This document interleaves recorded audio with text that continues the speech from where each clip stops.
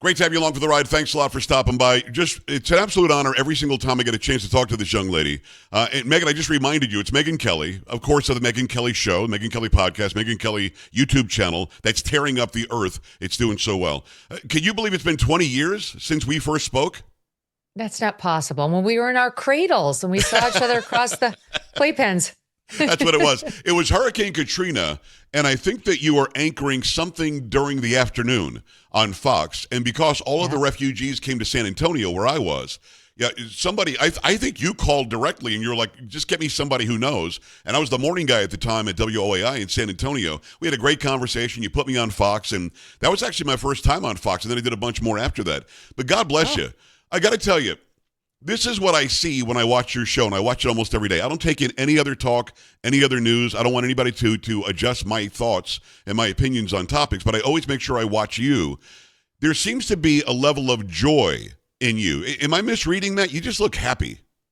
Yes. I mean, especially these days, but always. I mean, I do think my general approach to the news is to find as many opportunities to laugh about it as possible, which makes it all seem more tolerable. Yes. And there's plenty. I mean, just human nature is just it is laughable. And especially with politicians, like if you can't find the opportunities for a chuckle, you're not doing it right. But I mean, these days I'm genuinely jubilant because we have a new president who seems to be determined to fulfill all of our wishes. Like every night you wake up, it's like another Christmas morning and then another and then another. And he's just on such a tear right now. It's unlike anything we've ever seen. And I mean that in every positive way possible. Megyn, did you expect that it would be this breakneck, the speed? I knew it would be fast, but he's like, I got shot in the ear. I'm going to do everything in the first 2 weeks. It's like it's a different Donald Trump, in my opinion. I had no idea it would go this fast. And I know that right before he got sworn in, I think Brett Baer was reporting, I spoke with the president and he said it's going to be sort of shock and awe executive orders. And so I thought, okay, we're going to get a lot. But I mean, I don't think anybody anticipated this much. It's like all of the stuff that everybody always said they would do, he's doing. And I don't even just mean Republican presidents. It's like everybody who promised that they would change things, like Barack Obama, hope and change. Like he did nothing. He did some big fundamental sweeping things like Obamacare, which we hated. Yes. But all the big blob that actually runs the administrative state didn't change at all, probably just grew under Obama. So nothing changed for people who really just wanted the government to approach things differently, knowing that it wasn't working for them. And even Trump 1.0, it didn't change much. He didn't understand how to do it yet. Yeah. He hadn't been thwarted by that blob yet. And so now we have the best Trump of all, who's been thwarted by the blob, kicked out by the blob, and now he's come back, pissed off in the appropriate levels and ready to crush the blob. And now they're out in the streets protesting because he means business. And their fat cat federal bureaucrat jobs are going away, which is clearing off the barnacles from this beautiful boat we call the United States of America. And for the first time, it's feeling like, wait, what if we really could streamline this thing? What if we could skinny it down and save money and reallocate these huge expenses that go to help, I don't know, trans dances in Ireland or like non-binary operas in Thailand and start helping people domestically who are hurting? It's just so much possibility separate and apart from all the woke stuff that we've been fighting against for the past 10 years. MegynKelly.com. Of course, it's Megyn Kelly. We just absolutely love having you on. You're right. Trump 1.0, I think, walked in and he thought he would be the CEO. And he would sit down and say, do this. And the 5,000 people in the administrative state all said, screw you. We're not doing any of it. He said, no, really, I mean it. Do it. Okay, we'll impeach you. No, I'm serious. Do it. We'll impeach you again. So this guy comes in and says, I'm just going to do it. I'm going to do all the executive actions. I'm taking Gaza. Megyn, I'm live on the air and he's there with Netanyahu and he says, I'm taking Gaza. And I went, I'm sorry. What did he just say? You know what I mean? Our entire lives, you and I have been going, there will never be peace in the Middle East. And Trump says, I'm taking it. Come on. I loved when he said, they say they won't take them, meaning the Palestinians and Jordan and Egypt. Yes. They say they won't take them. I say they will. That's it. And they will. And they're going to. I love his boldness. I don't know that they'll take him or they won't take him, but I love his boldness. I love for once we have somebody who goes in there and doesn't just say, intractable problem. Okay. Right. Trump's like, what about this? Why don't we try this? And maybe he's just shaking up the jar so that, the Middle Easterners will actually do something about their own backyard and try something creative. I don't know. I don't purport to understand Trump's thinking on these things, but it's a delight to have somebody who does think outside the box, who is ultimately a deal maker, he came at it from a real estate guy's perspective. He's like, I know how to do this. I bulldoze things and then I rebuild something greater. And we're going to turn it into Gaza. And I realize the likelihood of this is small. Yeah. But so what? What are the other people proposing? I don't want to hear the words two-state solution anymore. We all know that's BS. That's pie in the sky. It's not going to happen. So what else do you have? While you're sitting there laughing and making fun of Trump, all these people, all these smart people who write in the magazines, what do you propose, right? It's like, it's great to have somebody throw fresh ideas into the mix, especially one as thorny as this one. Well, the alternative is what we've seen throughout history. Give it back to Israel. They occupy for a certain amount of years. Everybody blows up rockets every day. Somebody's dying on a bus or in a pizza place. And then we all say two-state solution again that the Palestinians will never accept. So at the end of the day, the Gaza era, or whatever you just said, I think I think you're right in that it's a power play. He's not really going to do it, in my opinion. I think now Saudi Arabia, if they can make peace with Saudi Arabia, where Mecca is, the homeland of Muslims, if there is some sort of a semblance of peace between them and Israel, I think Saudi Arabia would take a big part in redeveloping Gaza and maybe figuring out what to do with it. So I think you're onto something that he says this in the hopes of either that happening, which is small, or this other thing happening where the region says, no, we'll do it. Right. We don't want America here, although, we run the risk of them actually wanting us there, and because it will cause all sorts of consternation and strife for us. Yeah. I was saying on the show yesterday, or the day that broke, Jesus, feels a little like when your best friend gets pancreatic cancer and you're like, oh my God, I'm so sorry. That's terrible. And then you're like, and I'll take your pancreas. And like, oh, wait, we went too far. I didn't want that. No. We don't really want these Palestinians being our problem directly. And I will say, like Andy McCarthy over at National Review, who's very smart, and he's been trying Islamic terrorism cases as the U.S. attorney in the U.S. Attorney's Office for many years. And he made a very good point, which is he doesn't think Trump totally understands Islamic fundamentalism and how, hateful this particular group is and how really all they want to do is kill Jews. That's kind of their core mission in life. Yes. And they're fine losing their children, killing off their own children in the name of that. It's like a very weird obsession, and how literally nobody in the Middle East wants the Palestinians because they know that they're cancerous. And Jordan doesn't want them. Egypt doesn't. So it's like, it's not going to be as easy to make them take them as Trump thinks. Cause it's not just like, oh, a normal, fellow Muslim. It's like truly a death cult.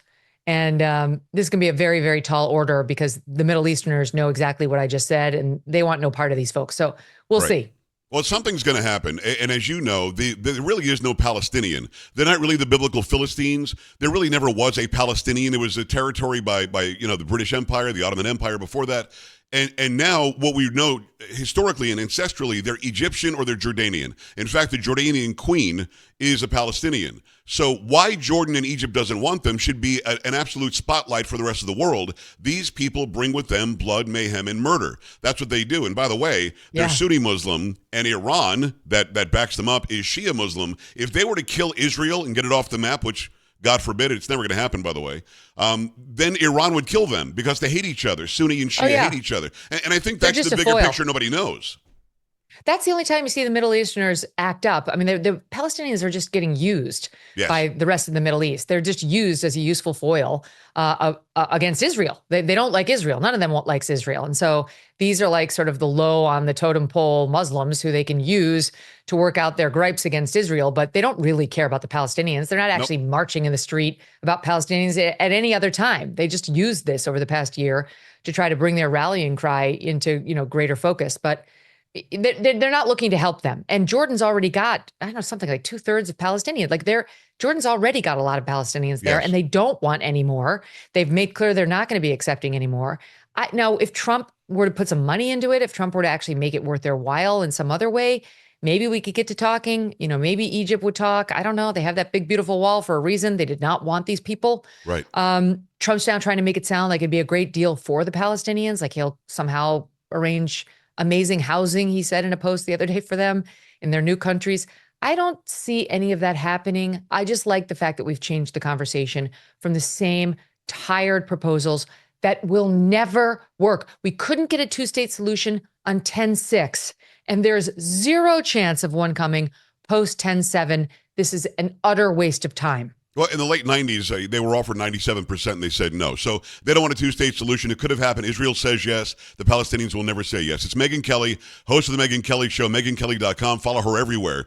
I've got to ask you, you were a journalist for a long time. You and I both still journalists, but we're also opinion makers. I never got $8 million from USAID. How does that work where somebody gets $8 million and they act like they're still journalists and that bought subscriptions on the taxpayer? Megyn, make me understand how that's okay and how that's not just complicity and they never really were journalists. Well, I wonder whether those same bureaucrats who were buying these expensive, these super fancy subscriptions to Politico Pro, which is the next level of Politico, were they also subscribing to Fox Nation?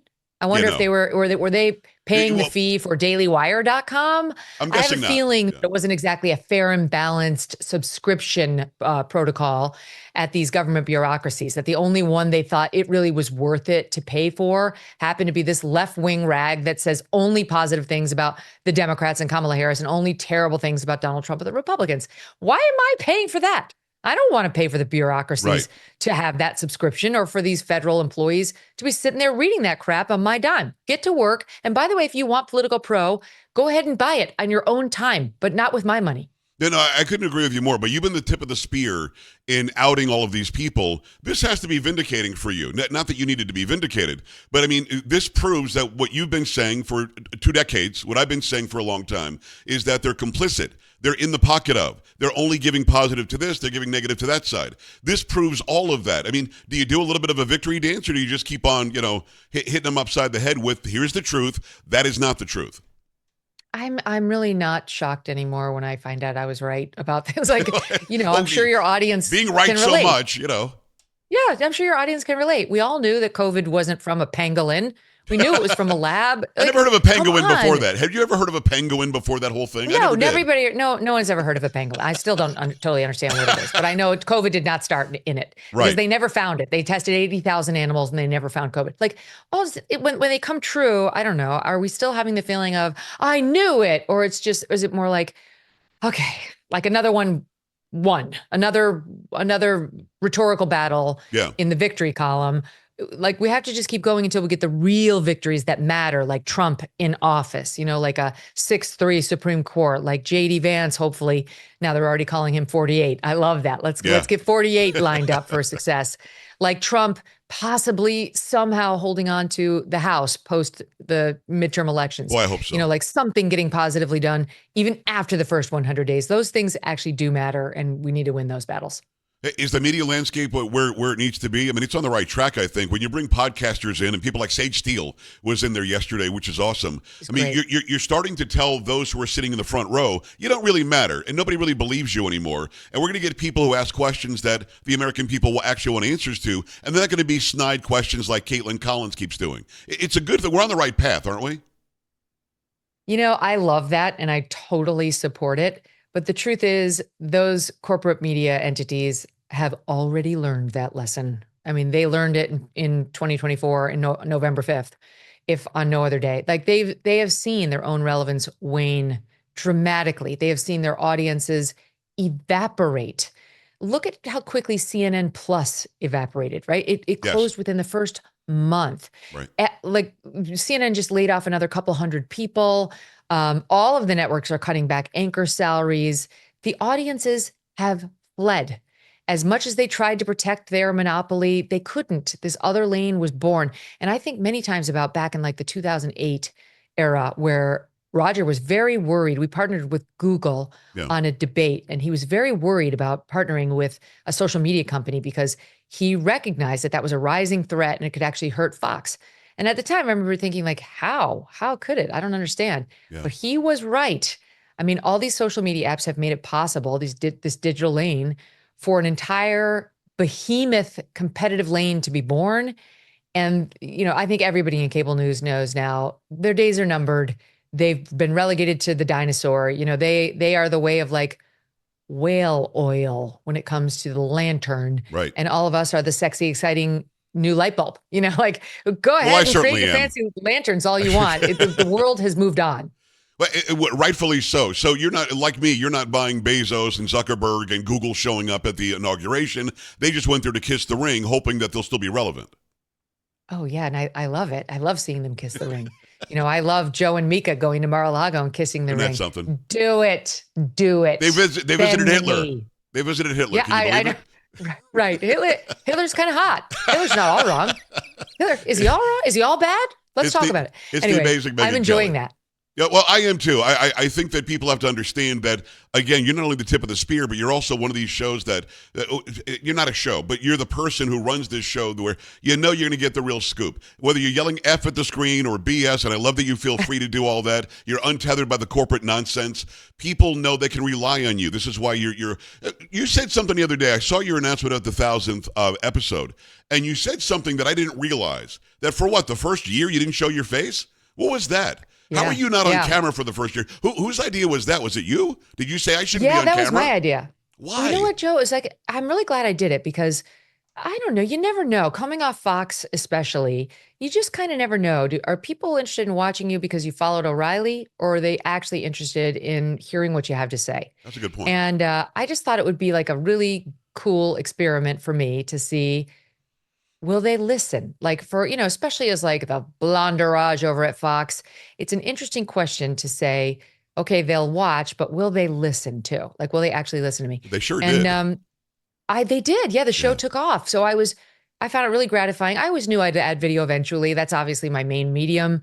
But I'm very glad I took the first year to just do audio and get to know the audience in a much more intimate setting. Just through the ears is, I think, a lot more intimate than the whole caboodle, visual and audio.